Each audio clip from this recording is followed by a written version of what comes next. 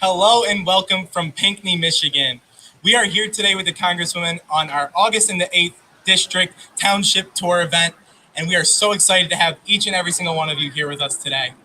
For everybody here in person and everybody joining us online, we are so excited for you guys to get your most pressing questions answered by the Congresswoman tonight.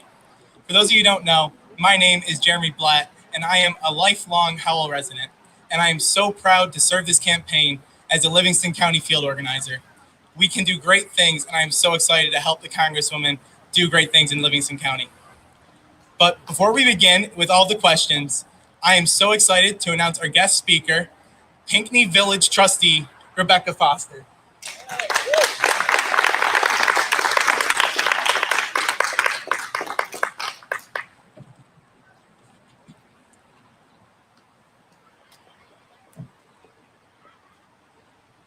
Hi there. I think it's the first time anyone's ever been really excited to introduce me. So I'm Rebecca Foster. I'm former village president, and I'm a current trustee and also president pro tem, which I think is Latin for spare. And it is my great honor to introduce our current congressional representative, Elissa Slotkin. There is a wonky political term called retail politics. And it's supposed to convey an on-the-ground effort and a politician that spends time in their district, connecting with constituents. And you would think that that's a no-brainer. I mean, isn't that the way it's supposed to work? But showing up where we are, at the farmers markets, in the parks, at the parades, the festivals, the coffee shops, it hasn't always been a priority for representatives that we send to Washington. But it's a priority for Elissa, who wants to see us, she wants to hear us, and she wants to meet us where we live. COVID brought her usual ground game to a grinding halt, but Elissa pivoted to the virtual platform as well as anyone and made sure town halls and community calls continued throughout the stay-at-home period. That connection was crucial to her and to our community. In the pandemic times, we need the opportunity to be heard by someone who would work as best she could to get us information, funds, solutions, and even masks. It's been a minute since we had a representative who felt this need to connect with us, regular folks. And actually, the last one was over 5 years ago, and that was Mike Rogers, who I must point out was a Republican. So this is not a partisan feature. It's a hallmark of an elected who cares. Representative Slotkin has made this kind of connection and accessibility a priority. When she is not in DC, she is here in Pinckney, in Howell, in Brighton, and all the other communities in her district. She's listening. She's taking our priorities, not just yours, not just mine, but that big, broad, sometimes very troublesome ours, back to Washington. And while the politics of getting things done can derail what she can reasonably accomplish on our behalf, she makes every effort to explain what has and hasn't happened and why. A couple of examples. Elissa knows that our rural communities rely heavily on the post office, and not just for the junk mail and the social scene. And if you live in Pinckney, you know you go to the post office for the social scene. Mail delays mean we're all getting mail that was postmarked 2 weeks ago. Recently, I almost missed a wedding shower because the invitation was so late. More importantly, and possibly life-threatening, a mail order prescription got stuck in Indiana somewhere, and I had to jump through a bunch of hoops with my doctor, my insurance, and the pharmacy to get some interim refills. Our Congresswoman is headed to DC tomorrow to work on Postal Service funding so we can feel confident that our checks,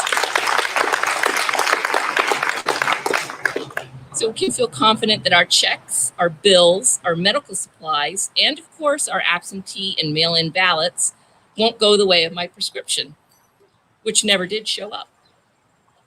PFAS is another huge issue here. Our recreation and water access convenes around the Huron River, its tributaries, and the chain of lakes.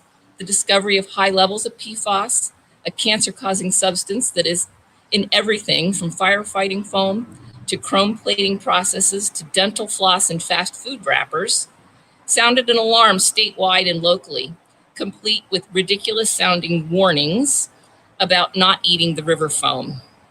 Seriously, as tempting as it is, don't eat it. We may not be able to eat fish caught in the Huron for years. Water supplies have been threatened by current and obsolete facilities that use these chemicals. Elissa pushed these concerns in Washington, crafting provisions included in 2 legislative acts that address PFAS drinking water standards, testing, and cleanup, and holds the Pentagon accountable for its role in PFAS contamination at military facilities throughout the state. This year, the House passed another Slotkin amendment requiring the Defense Department to follow Michigan's new, very strict PFAS standards.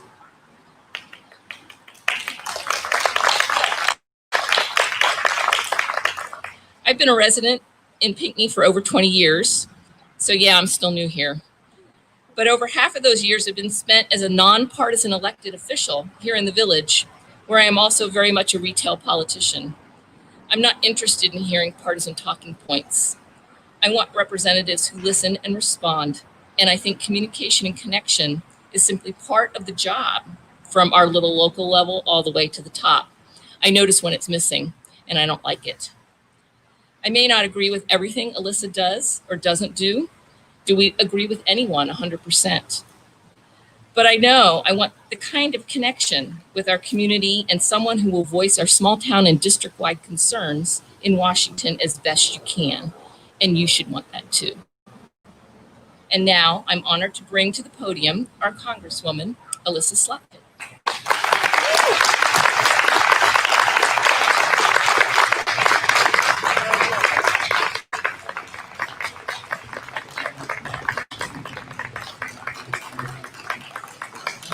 Hello, everybody. Hello.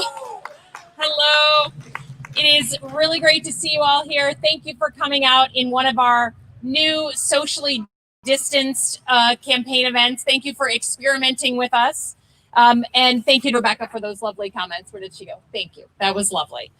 It is great to be back in the center of Pinckney. We were just actually visiting the quilt shop here, and the owner was telling us that her father-in-law was the one who built this gazebo, him and his sons.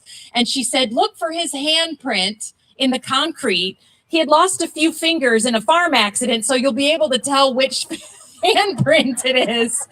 I said, God bless America. That is awesome.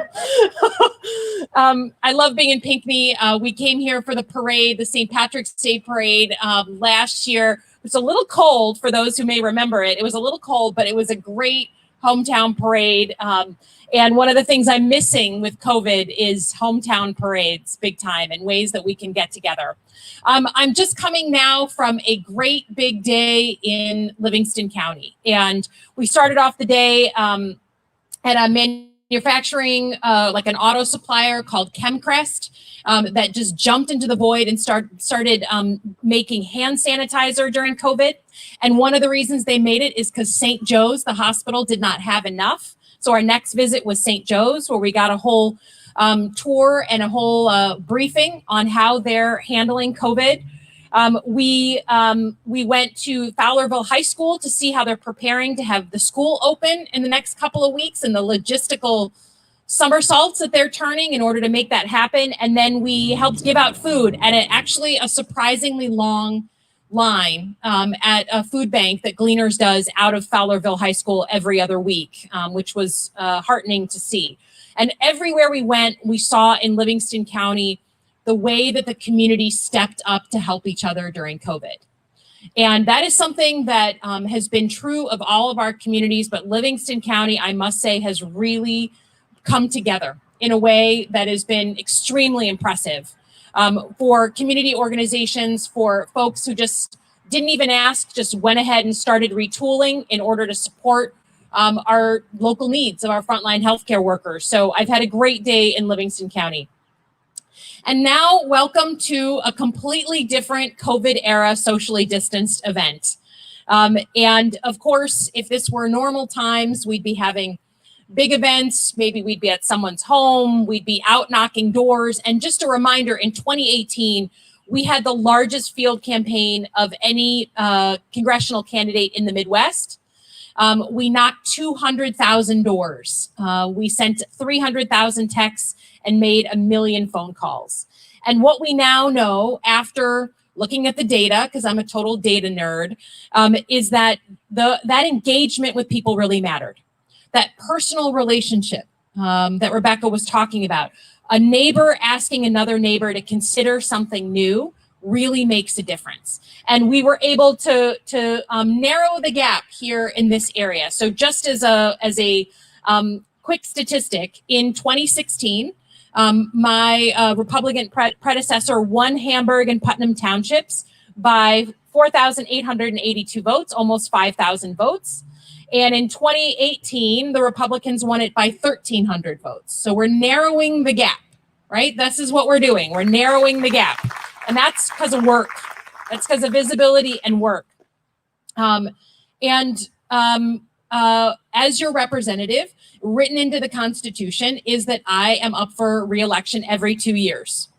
And so what I wanted to do is come to our town squares across the district and offer, if I could, the value proposition for why I hope you will consider voting for me either as a first time or as a second time. I owe you that, right? That is what you should expect of your elected officials.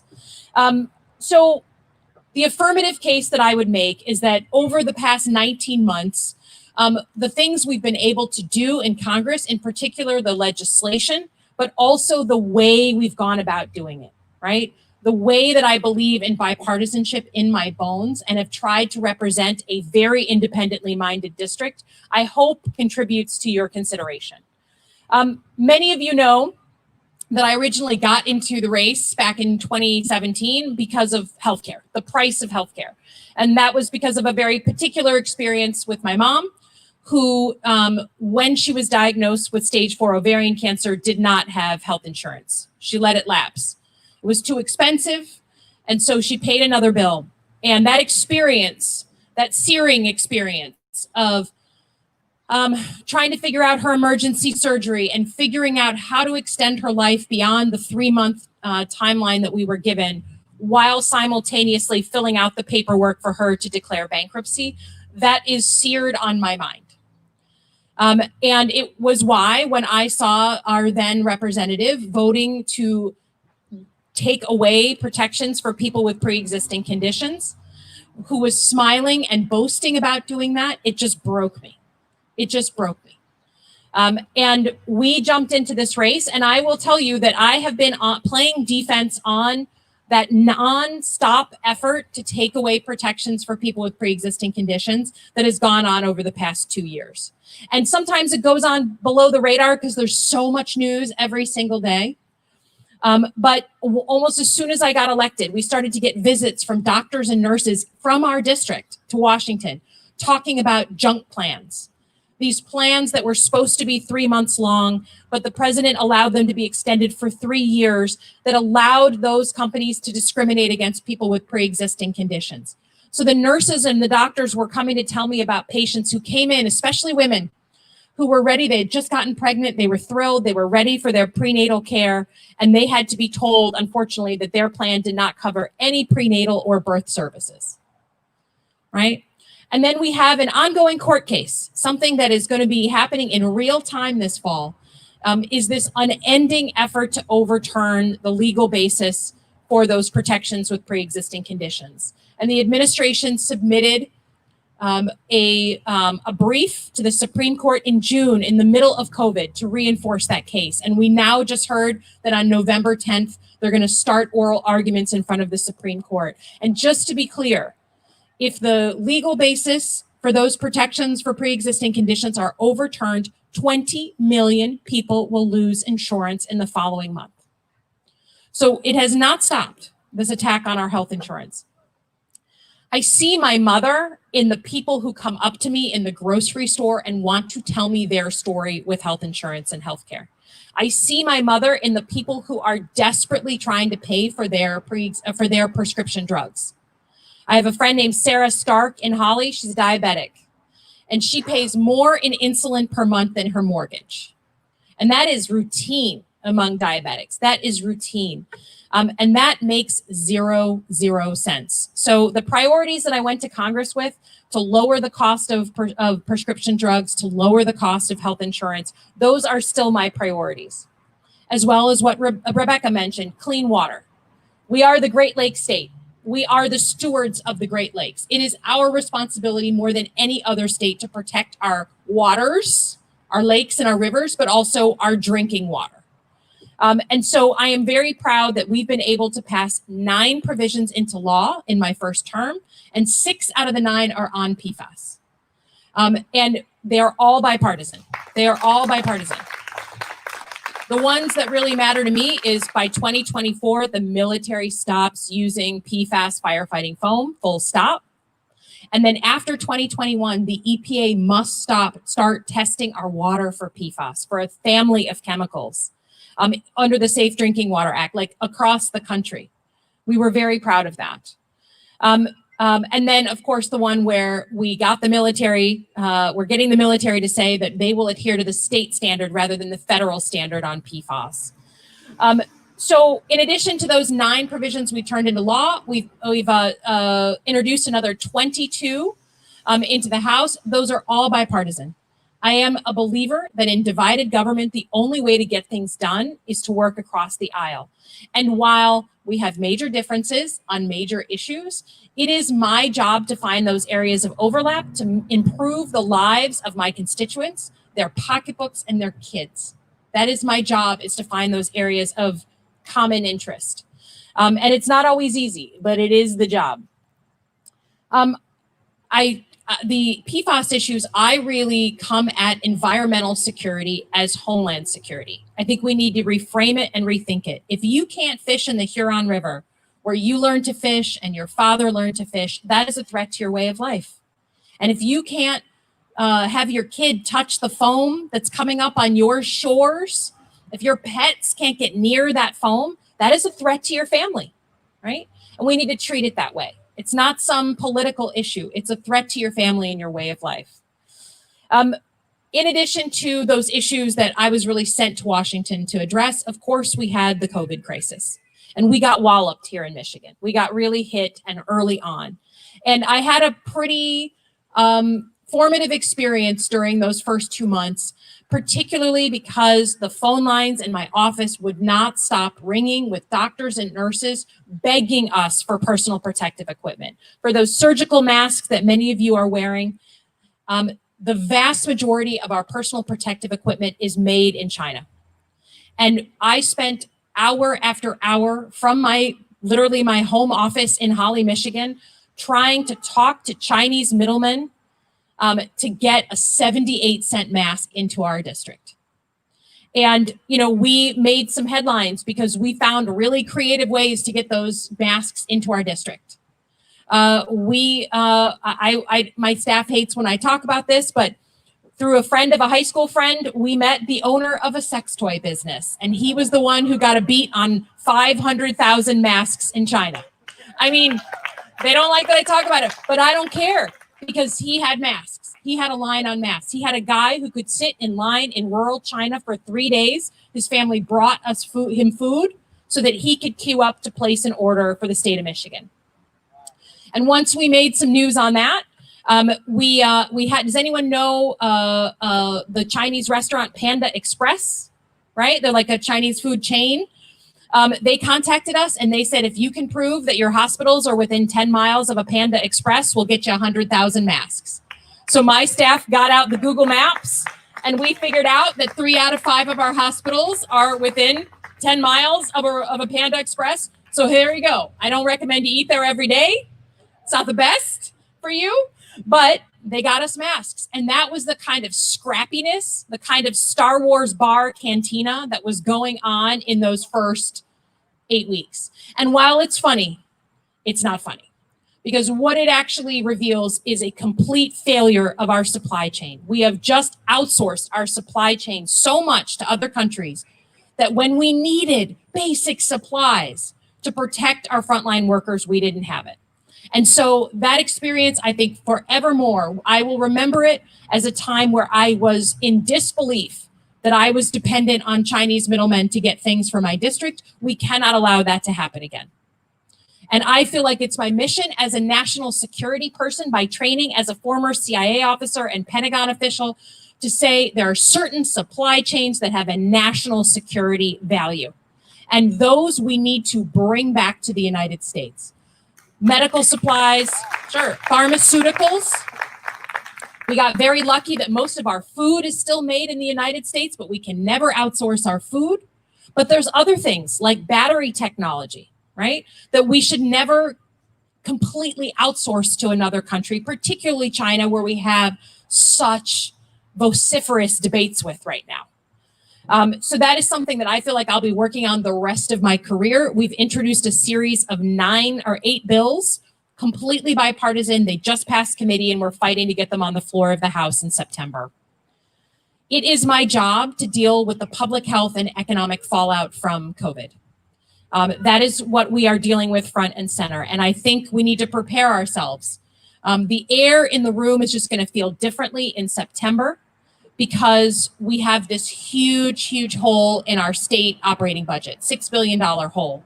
So we're already having to think about, and my town supervisors and mayors are thinking about this every single day. How do we deal with the potential of layoffs? How do we get our businesses the support they need to survive this? We've been on a tour of businesses that have taken the PPP loan, and all they're trying to do is make it through to a time when people can come back in their restaurants, come back in their shops, and do what we all need to do, which is shop, spend money, and get our economy back rolling again. So I spend a ton of time working on those issues. But in addition to what I work on, I do hope that you'll consider the way I work as an advantage, or at least as a positive. As I said, I've worked for a Democratic president. I've worked for a Republican president. My dad's a devoted Republican. My in-laws are devoted Trump voters. I understand what it means to be from a swing family, in a swing district, in a swing state. We understand that here in Michigan better than most. Most parts of the country are either hardcore Democrat or hardcore Republican these days. And I value the independently minded people of the 8th District. And I consider myself independently minded. But as I said, I believe to my core that it's my job to work across the aisle. So the first thing I did when I was sworn into Congress was join something called the Problem Solvers Caucus. It's the only bipartisan caucus, equal numbers of Democrats and Republicans, that meet every single week to work on legislation of common interest. Our big first piece of legislation that we got done together was the 9/11 Compensation Fund renewal, making sure that our first responders who served on 9/11 at ground zero, who have enduring medical problems, have a compensation fund that they can count on for the rest of their lives. So that is in my bones. I also believe that as someone who represents an independently minded district, it's my job to know a broad range of people, a broad range of groups. And it is therefore my job to bring those groups together, often for the first time in their lives. So I'll give you an example from the Lansing context that we've had in recent weeks. During COVID, I spent a ton of time working with the Small Business Administration and with the Michigan Banking Association, because all of these PPP loans were coming through these institutions. And there was a lot of money moving through the system, and we wanted Michigan companies to get that money. After the killing of George Floyd and the protests that came afterwards, I had these big Zoom conversations with our African-American leaders across the district. And they started telling me about their experience as business owners and how hard it was for them to get their first loans, that first opportunity. And I started hearing those stories and started talking to the Michigan Banking Association. And what we ended up doing last week was bringing them together, African-American business owners and the Michigan Banking Association, to talk about the ways that we can expand outreach and education to the African-American community so they feel more welcome at our banks, so they have their foot in the door, they have relationships with the banks, so that they can not only get their first loan, but also benefit from that lifelong relationship that so many of our businesses have with their banks. That is what I see my role as someone who can bring people together who don't often get in the room together. These are the things that I've tried to do in your name as your representative in Washington. It has been the greatest honor of my life, and I have done a lot of service that I'm proud of, but to be able to hear from people every single day, for people to trust me enough to tell me their pain and what they want me working on, for people to raise issues that I never even thought of until they highlighted them, and then be able to take them to Washington, like a veterans apprenticeship bill that we got turned into law, signed by the president in March, that came from a veteran in this district who hounded me at a VFW fish fry. And that is real stuff, signed by the president at the end of March. So it has been the greatest honor of my life. It is my hope that I be able to continue to do that. There is more fight for you all, for my mom, for everyone in this district who deserves better than the regular old thing in Washington. I hope to be a representative of a different generation that you are sending to represent you, who works harder and thinks differently and never forgets that they are public servants. That is my hope. It has been my privilege, and I thank you for your time.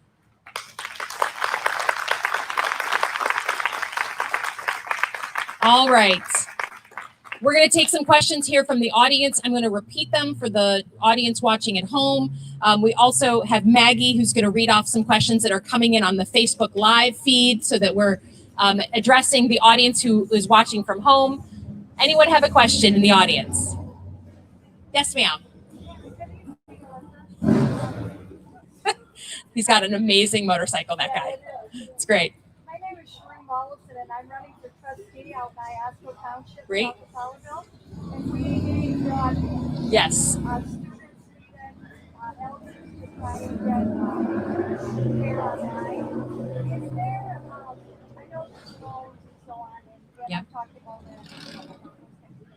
But is there ever any hope that we might have like rural electrification, that would Yep. do something sweeping and immediate to bring everybody up to par again? Great question. The question was on broadband. As a hopeful future representative of Fowlerville, which I just came from, the question is about what's the vision for rural broadband in particular, especially given that our young people are now, many of them, dependent on internet access in order to go to school, to participate in school. So I will tell you that it's been pretty shocking, the situation, the disparities across the district, particularly in rural communities on broadband. We have communities like Fowlerville, Heartland, a little bit Holly in the beginning where I live, where we had up to 30% of the student body did not have access either to broadband or enough bandwidth, or they didn't have a device that they could get online with. And what the Fowlerville plan from the superintendent, as he just briefed it, was amazing, that basically they're paying for hotspots in certain public buildings and asking the kids every single day to drive to the parking lots of those buildings with a, what do you call them, a stick, a data stick, basically, to download the lessons from that day and then be able to play them on their computer at home where they don't have broadband. That is unbelievable. And it's a real barrier for education. I think we need to treat broadband as a public utility. We just all need it. We all need it. It's just part of life. It's like you wouldn't expect to buy a home where you didn't have access to water or electricity or a phone line. And I think broadband is just one of those things we need to bring into that category. We passed some emergency funding, not enough, into law. But at the end of May, the House of Representatives, frankly, voted on a plan that would have created universal broadband based on the rural models of bringing electrification to the rural communities back from 70, 80, 90 years ago. It's one of the things that we're negotiating in this next COVID bill. It's one of the stumbling blocks. Not everyone is in agreement. What tends to be a little bit different is that broadband is currently provided by private companies, right? And the reason it's not provided to rural communities is because they don't find it financially viable enough, right? So we're proposing public-private partnerships where we combine their funds and public funds to make sure that every corner of the country, I mean, Out here, it's a real problem in our district. Places like the UP, I mean, the congressional representative up there has to drive 30 minutes from his home to get online. It is a major problem, a major inequality, and something that I think after COVID, I think we will be talking about it and thinking about it differently in a good way in order to make that universal broadband possible. I have high hopes for it. Yeah. What else? Yes, sir.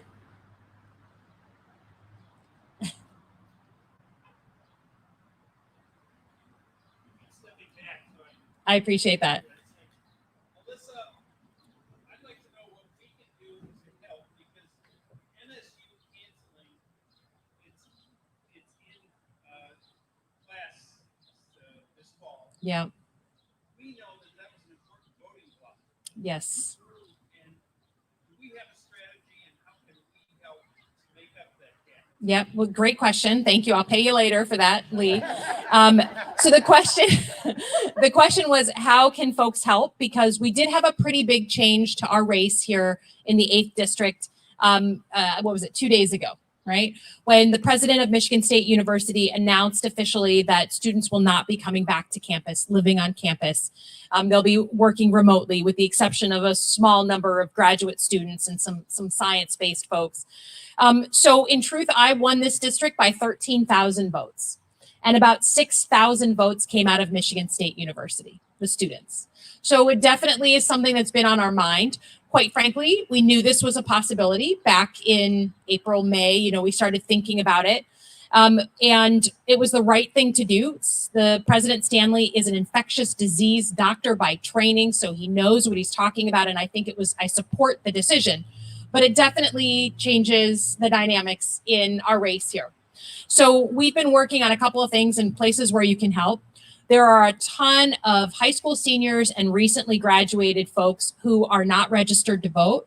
And I would love your help identifying them and helping them register to vote online at the Secretary of State's office. It takes 5 seconds. It's very easy. Number two, there's lots of college students in our district who are probably not going off to school, or at least as many of them. So maybe some of them were Michigan State students, maybe some are going to U of M, maybe some are going to Eastern or Grand Valley or whatever it is. College students who would otherwise be away but are now home are a group that we should be registering like crazy. And we are focusing on that group in particular. And then there's just a ton of folks in our district, frankly, who still don't feel motivated to vote. They're not regular voters. They're way past 18 years old, but they're just, they feel like Washington's broken. And so speaking to those folks, and in that case, there's Livingston County is our highest voter per cap voting averages in the district, but places in Lansing have much lower voter turnout. So turnout efforts in places like Lansing through phone calls, through texts, through contactless canvassing. We're going to try and recreate that personal outreach neighbor to neighbor without actually reaching out and touching folks, since that's not a healthy thing to do. So there's lots of ways to volunteer, even just writing personal postcards. You know, the more personal, the better, because we all get mail in our mailboxes later than usual lately, but we all get mail. But a personal note, I challenge anyone to not read a personal postcard addressed to them. It's impossible. And if it's written by a child, it's really impossible. You must read that. And so something personal in those categories of high school students or recent grads, college students who are home, and then certain areas of the district where turnout still tends to be low. But thank you for the question. All right, let's take one from online. Maggie, you want to read one for us? Yes. Pamela says, months in, we're still seeing N95 mask shortages, even among essential workers. What can we do to solve those shortages and make N95 masks available to all Americans? Sure. So N95 masks are the masks that tend to be for frontline workers. They're sort of the highest grade of safety. They've got a little kind of valve on them. I'm happy to say that at least in the hospitals in the district, so 5 hospitals, we were able to check in with all of them, including obviously St. Joe's today, and they have many, many weeks of personal protective equipment saved. They are planning for a potential second wave. They're doing the prudent thing and planning for this virus to come back around the mountain in late fall, early winter. But where we've still seen shortages are on folks like dentists and elective surgery centers, our nursing homes, obviously our supermarkets. It's become very hard to get and to purchase personal protective equipment, and a mask that should be 78 cents, I've seen it go as high as $6 for a mask. I mean, there's really some gouging going on. And the most important thing is for your, the governor has set up a website where local businesses can go and get a better rate on personal protective equipment. People should go to that website and try and buy it. There's lots of local companies who have started making things. We went in Oxford, Michigan to Vaughn Hockey, which literally makes NHL quality equipment for professional players, and they are making gowns. They have transitioned and they're making hockey gear and gowns. Some of our local Michigan companies have done amazing things to retool. And those are places that we've looked. Call our office because we have a list of about 80 Michigan companies that are selling things, you know, including Chemcrest, where I went this morning, that has more hand sanitizer than I've ever seen in one place since this started. So try the governor's website, your local health department, or call our office for the list. Okay. What else here in person? You know, one of the things about COVID is it's so quiet. Yes, right here. The post office, yes. Can you do a quick update what happened this week? Yep. And what's going to happen maybe tomorrow? And how confident you are the post office will get back to normal, so it's not an issue. Yep. So the question was about the post office. Let's do an update on the post office, all the changes, all the announcements that's happened. First, let's do a quick show of hands. Raise your hand if you've seen any delay in your mail or packages, period. Okay, so I would say most of you. Right now, we have a tremendous number of calls coming into my office, worried about prescription drugs, as Rebecca noted. People are not getting their prescription drugs on time that come through the mail, their medical devices, their syringes and glucose strips. We're having a real problem with packages in particular. But let's discuss what happened. First of all, the story starts in 2006 when the Congress voted to require the post office to prepay their health care and pensions for all their workers. Think about any business or government that your entity you're a part of. If you were asked to prepay 20 to 30 years into the future, you would not be able to be solvent. I mean, it's an almost impossible hurdle. So this is a major reason why the post office is constantly dealing with problems over time, financial problems. So those problems continue to exist. We passed a bit more money for the post office back in end of March, but they continue to have long-standing problems. And the board of the post office, which are 5 individuals nominated by Donald Trump, said that the post office needed $25 billion in order to be solvent, which is a lot of money. So the new Postmaster General came in and began cost cutting, began the process of trimming costs. And he made a couple of big decisions. One, he stopped authorizing overtime for postal workers. And lo and behold, I did not know this, but when our postal workers, many of them come into work, if there's mail that's come in overnight that's not sorted, they sort it. Then they go out on their runs, deliver your mail, and then they come back and sort the rest. So the ethos of the post office is you never leave any mail unsorted in the post office on your time, even if you have to do a little bit of overtime to cover down, because it's a service that people are depending on. When they prevented overtime, you started to see the mail and packages especially stack up. So it'd be there in the morning, but they'd be told, nope, don't sort, just go out on your run. And when you come back, don't sort, just go home. And it started to build up day after day. We can all imagine if that was the case in our own lives. They also started removing high-speed sorting equipment. And that, of course, was one of the ways that we were handling this major source of mail, these major amounts of mail. And we started to see immediately, people started to see changes in how their mail was going. I've heard terrible stories of people going for surgery in Ann Arbor, and when they return, they finally get the letter that says, here's how you should prepare for your surgery. Don't eat, don't drink, no caffeine, no this, no that. And they never got notice of that.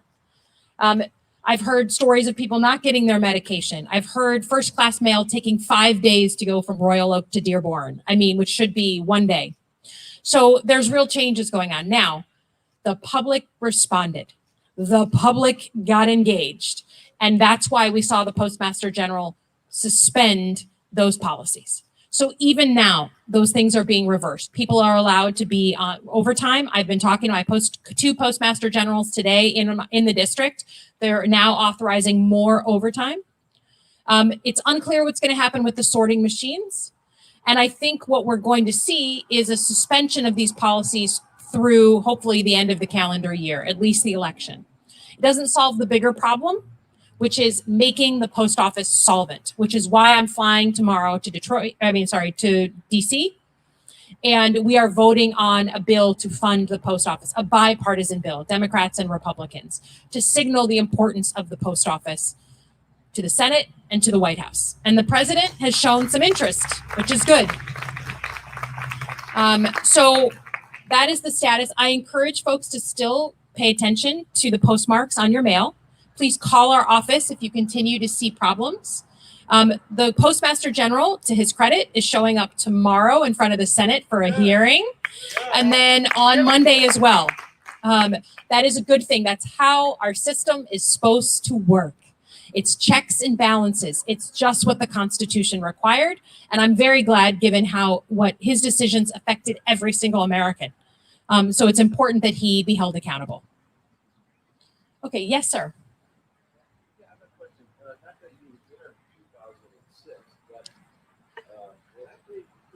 Attention to what's going on. I guess I fell asleep on that one.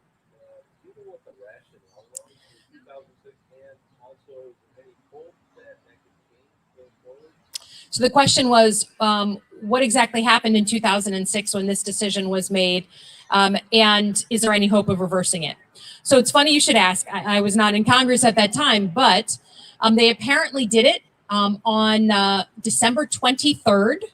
And they did it by voice vote. So no one actually had to vote and show how they would vote. They just said, whoever wants to say aye, aye. Whoever doesn't want to say nay, nay.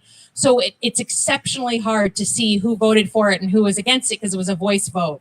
And right before Christmas. So you weren't sleeping on the job.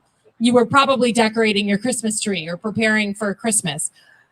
We never like big decisions to be made right like that in the last vote as folks head out of town. And I think this crisis has really brought to the front of the conversation whether that 2006 law really makes sense. And I know people like me, it's not appropriate to ask someone to prepay their pensions. Lord knows we couldn't do that here in Michigan, right? No organization that has pensions could do that.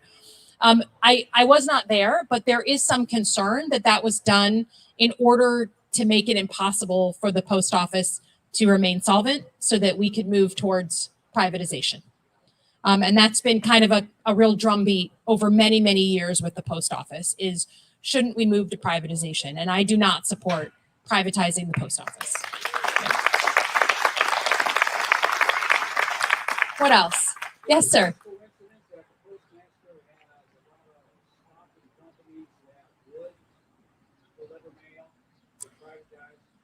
So the question is on the Postmaster General and does he have connections, or is it a coincidence that he has connections to companies that would stand to make money if the post office was privatized? Honestly, don't know. I don't have any special knowledge of his background. I know that he's a supporter of the president, but political positions are the privilege of the president to nominate folks. And what I think I've heard from our postal workers and from our Postmasters General, I was at a big Lansing facility yesterday, is if you're going to completely change the model of the post office, you should know something about how it works. You should have some background or at least take the time to learn. And he made these decisions so quickly upon taking the job that he didn't have time to really learn the business, the supply chain, the model. And it's not like a business. It's a service. It's a founding service of our country. Benjamin Franklin was our first Postmaster General.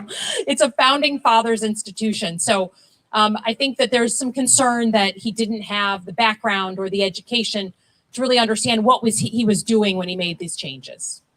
Yeah. What else? Yes, Maggie. One more post office question. Do you know if dismantled postal equipment and mailboxes will be replaced, especially in time for November? So this is a great question. We know the Postmaster General said, I'm going to stop removing the blue post boxes and I'm going to stop removing sorting equipment. But he was not clear on whether he would return the stuff that had already been taken out.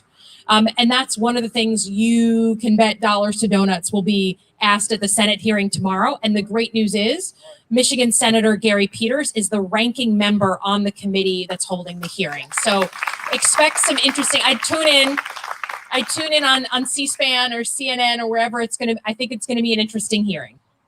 Yeah. Anything else, Maggie? Yes, Judy asks, do you have any idea when COVID tests will be really, truly available to all and when the results might be more immediate than they are now?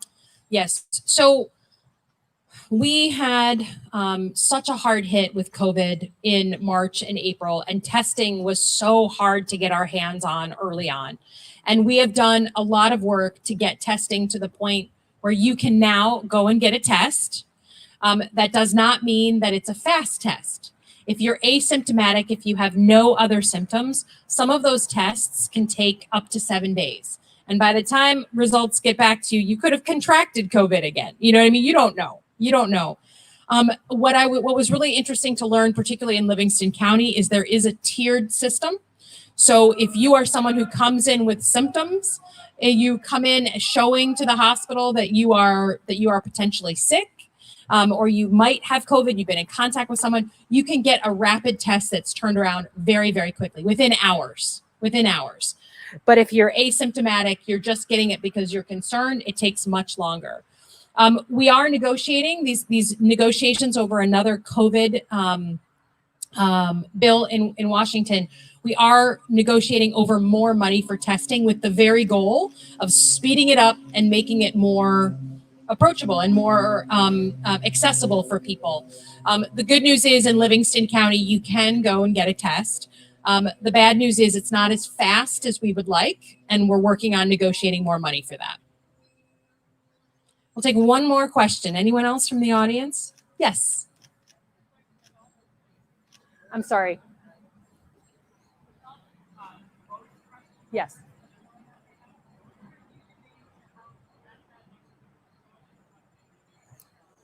Sure. The question was about voter suppression and all the talk and the action that's going on around voter suppression. What are we doing and what can everyone do to deal with voter suppression?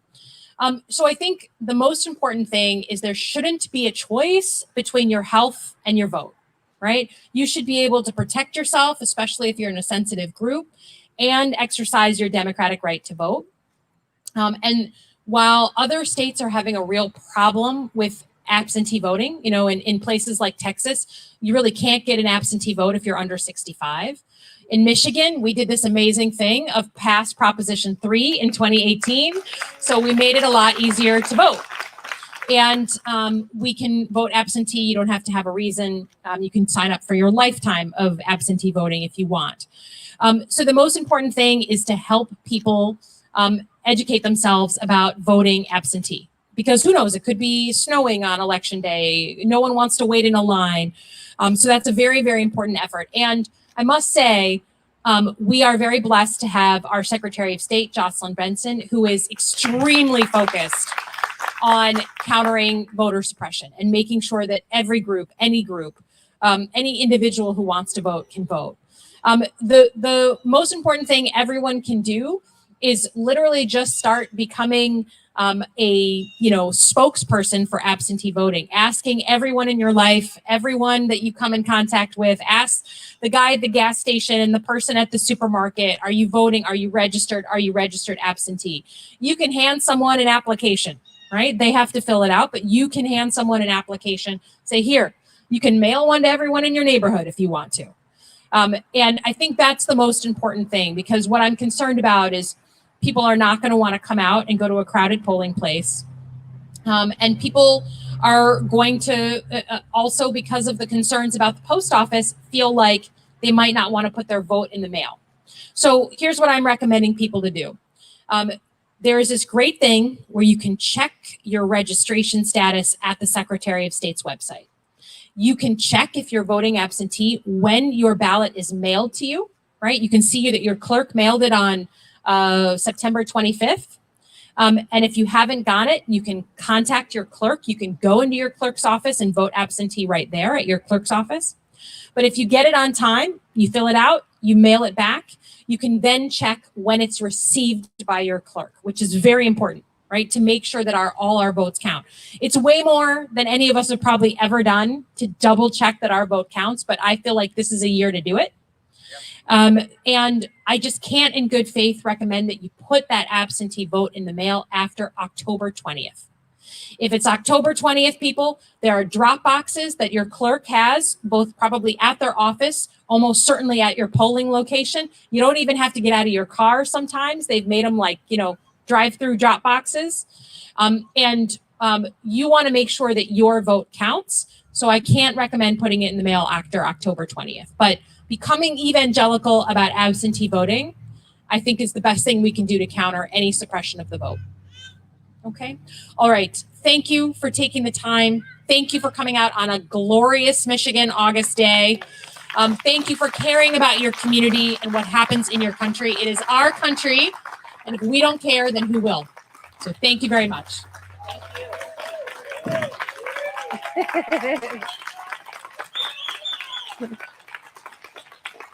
All right.